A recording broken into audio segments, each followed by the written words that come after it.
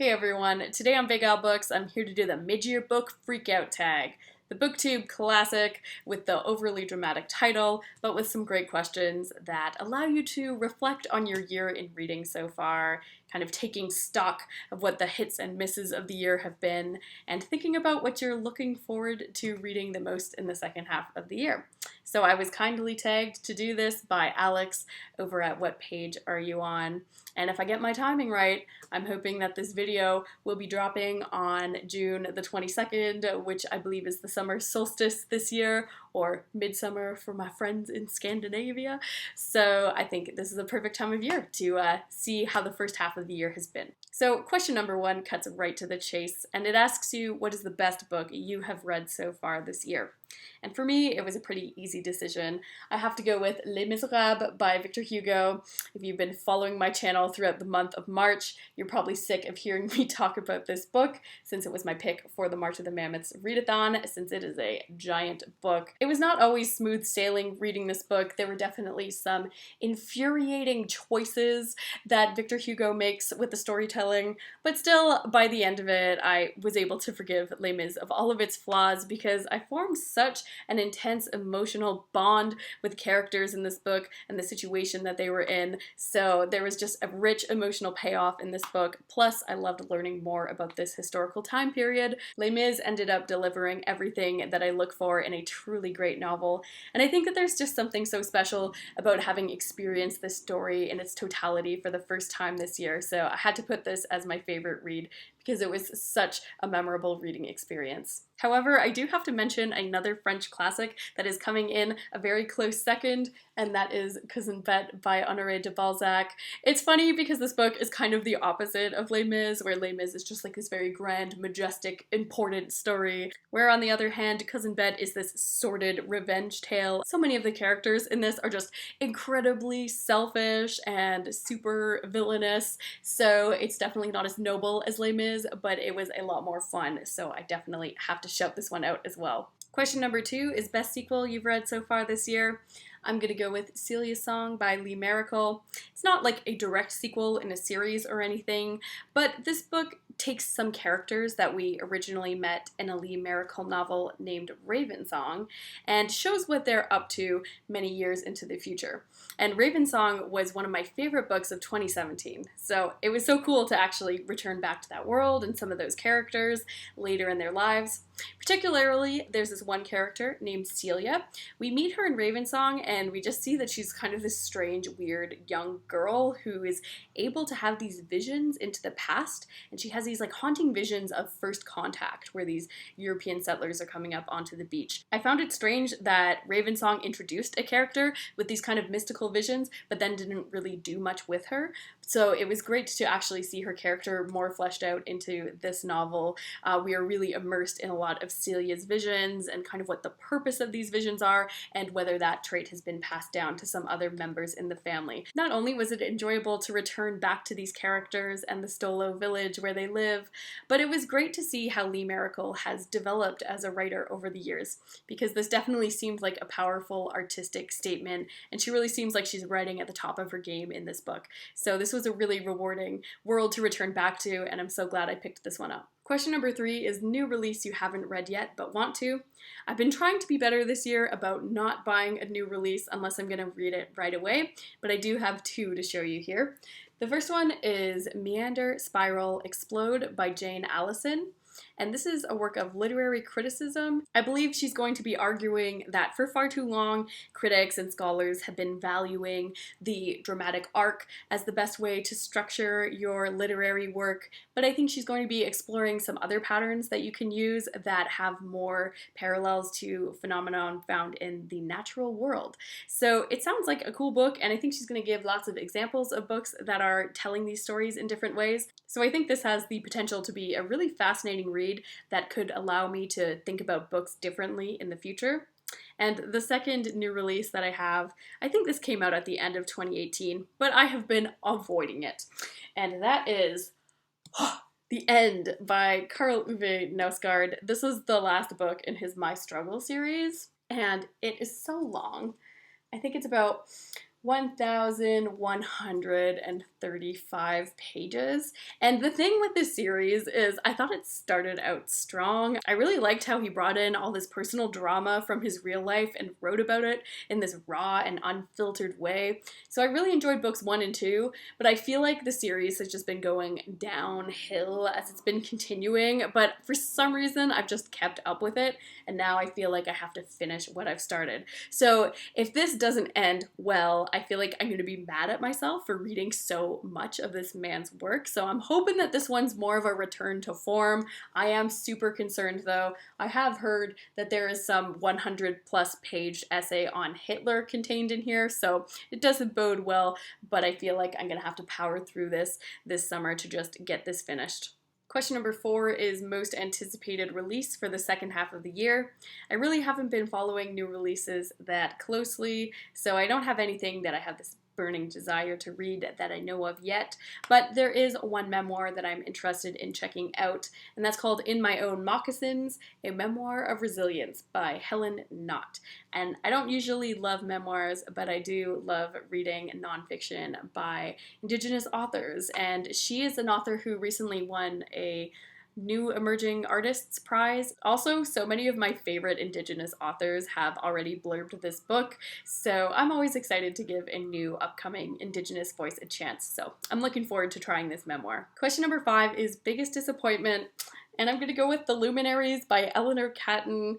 Now, this is not a bad book by any means, but to me, a disappointment is not a book that is just terrible, but it's more of a book that you had really high expectations for, and it just ended up being okay. And I feel like this book had so much promise and potential. I read the first 20 pages in a try a chapter tag, and I was so entranced and drawn into the story. I thought the story has a really cool premise, and it was kind of like I felt like I was waiting the whole story for it to pick up and for it to get interesting. But unfortunately, it just never really happened for me in this book. I never got drawn into the mystery. I never cared about the characters or their connections with each other. So even though I know a lot of people love this book, this one just didn't do it for me. Also, I feel like I should add that this book is pretty large, coming in at over 800 pages, and I am much tougher on long books since there's so much more of a time investment. I feel like if I'm going to spend that much time in your world, there better be a good payoff at the end, and unfortunately I did not feel that satisfaction at the end of this book, so I'm sad to say that it is my biggest disappointment of the year so far. Question number 6 is biggest surprise, and I'm going to go with Milkman for this one by Anna Burns. This was a book I was like a little resentful that the Overstory lost the Man Booker Prize to this book. So it was one that like, sure, I'll check it out, but I don't think I'm going to like it very much. I'd heard that it had these really long, dense paragraphs and it's not an easy read, so I very reluctantly went into this book, and then I was so surprised that like by page 2 I absolutely loved it. Like I was just drawn into this book so fast, and I just sympathized with the main characters so much, and it was actually a really quick read for me. I found that the long paragraphs drew me in and made the reading experience faster and more engaging, so this one was one that I just expected to begrudgingly work my way through just to have an opinion on it, but I ended up loving it. It is one of my top reads of the year. Question number 7 is favorite new author, debut, or new to you? Because I'm extra, I picked 5 authors that I'm just very excited to have tried for the first time this year, and these are all authors that I know that I'm going to go on and read more of their works. So the first one on this list is James M. Cain. I just read The Postman Always Rings Twice last month, and I just loved it. It was so atmospheric, and I was so drawn into the story, and luckily this collection has a few of his other works, so I know that I'm going to be continuing on with this author for sure. Then I also have Percival Everett. I read his book I Am Not Sidney Poitier in February, and I'm really excited to read him because he has a bizarre sense of humor. So I always look for writers who have a weird way of seeing the world and that can make me laugh when reading their books. So I know I'm going to be checking out more of his stuff. Then I also have Viet, Thanh, and Nguyen. This is The Sympathizer, and I just really got along with his prose style. I loved the way that he used metaphors in his work, so I know that I will be following his career for sure. He was just a great writer. And last up, I was introduced to 2 authors who are masters of the short story. I have Eileen Chang here and Ted Chiang, and these authors are both brilliant, but in very different ways, but they're They're both authors that I know I'm going to be reading more of their work sometime soon, especially Eileen Chang. I do plan on reading at least one of her novels by the end of the year. Question number 8 is newest fictional crush, and I've got another weird answer for you again, like usual, and I'm going to go with Clyde from the short story Vampires in the Lemon Grove by Karen Russell. Now, Clyde is someone who looks like he is just a very sweet, quiet old man who sits in contemplation staring at the lemons in this grove, but turns out that he's actually an ancient vampire. In the story, he's having relationship issues with his vampire partner, so I thought it's really great timing because we can just push her out of the picture and he can move on with me and find love again. So it would work perfectly because I love the idea of being with a monster who's wrapped up in the body of this precious old guy. Sounds like a real win for me, so Clyde is definitely my standout this year. Question number 9 is newest favorite character. I obviously have to go with Jean Valjean for this one because I was just so weirdly over-attached to this character. Like, any time in the book that he was going through a stressful situation, I was like tearing my hair out. I feel like I was right in the book with him. I just couldn't handle it, and I just wanted to punch everyone in the face who was giving him a hard time. Also, he's such an inspirational figure on his life quest to become this good person, and I found that he was really challenging my beliefs and making me question what I thought it meant to be a good person, and it makes you really realize all the difficult decisions that you have to make along the way. But I feel like how he represented that goodness is not just something that you inherently are and that's it. Rather, it's a series of decisions that we have to keep making every day, and that can be exhausting, and it's not always easy, but I loved following his narrative arc throughout the book. So not only is Jean Valjean this fascinating figure to think about, but he's also just so damn lovable. So he's easily not only a favorite character of the year for me, but one of my favorite characters of all time. Question number 10 is book that made you cry, and I have an embarrassing number of books to talk about here, but I can't help it. I am a passionate person, and I feel things really deeply. So even though it's an awful feeling to be crying, I do find that it's a sign of a really great book, and I feel quite satisfied afterward that I have had an intense emotional experience. So I'm going to go through these books chronologically from how I read them in the year. So the first book to make me cry was The Mandarins by Simone de Beauvoir. And this one was really bizarre because I ended up crying when a character decided to not commit suicide in the book, and somehow like that was a really sad decision. So I can't even explain how Simone worked her magic on me here, but that ended up happening. Another book that made me cry in January was Mary Queen of Scots by Antonia Fraser. Yes, this is a biography. Yes, we all know what happens to Mary, Queen of Scots at the end of her life, and yet somehow I feel like I had gone on such a journey with her as a person that while I was witnessing her execution, it just made me so deeply emotional, and it didn't help that I put on this cathartic orchestral music in the background. So yeah, I was feeling a lot at the end of this one. And then moving on to February, we got Black Leopard, Red Wolf, and this is one of the most depressing endings of any book that I've ever read. This was making me cry so much. I don't even want to think about it. It's just making me sad again. So this was a pretty devastating ending to this book. And then, of course, moving on into March, we've got Les Miserables. This will surprise no one, especially considering my way too strong attachment to Jean Valjean. I had been pretty strong holding out through this one for most of the book, but then the ending hit me and I just became this total emotional wreck, so I was definitely trying to read the end of this book through my thick stream of tears. Then in April, I ended up crying while reading this graphic biography of Monet because, you know, not only did the man go through so much in his life, but his art and these illustrations are just so beautiful that it moved me to tears.